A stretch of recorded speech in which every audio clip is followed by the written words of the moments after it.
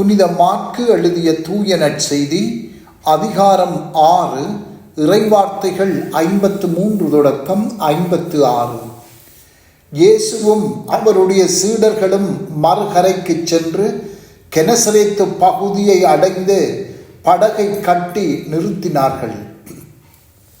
அவர்கள் படகை விட்டு இறங்கியவுடனே மக்கள் இயேசுவை இன்னார் என்று கண்டுணர்ந்து அச்சுற்று பகுதியெங்கும் ஓடிச் சென்று அவர் இருப்பதாக கேள்விப்பட்ட இடங்களுக்கெல்லாம் நோயாளிகளை படுக்கையில் கொண்டு வரத் தொடங்கினார்கள். மேலும் அவர் சென்ற ஊர்கள், நகர்கள், பட்டிகள் அனைத்திலும் உடல் நலம் குன்றியோரை பொதுவிடங்களில் கிடத்தி அவருடைய மேலுடையின் ஓரத்தையாவது அவர்கள் தொட அனுமதிக்குமாறு அவரை வேண்டினார்கள். அவரை தொட்ட அனைவரும் நலமடைந்தனர்.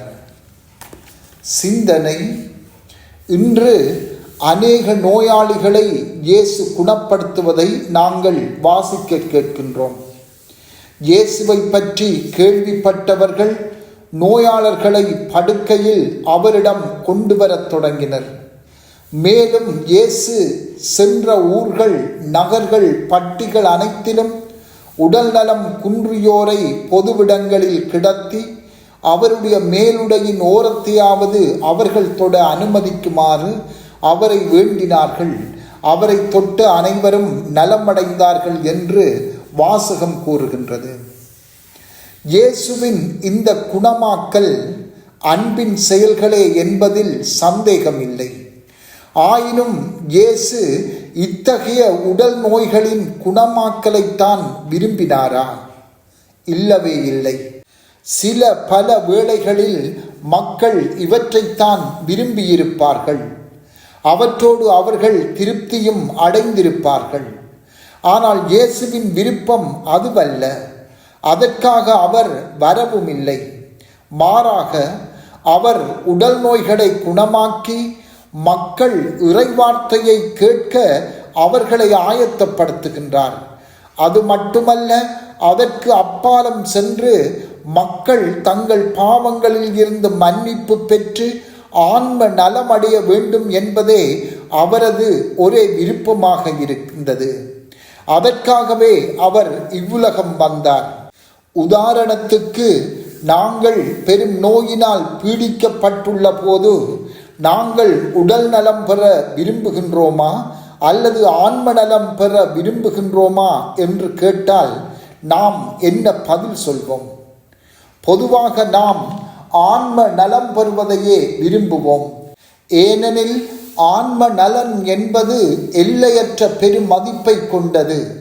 அது எமது ஆன்மாவில் பெரும் தாக்கத்தை ஏற்படுத்தும்.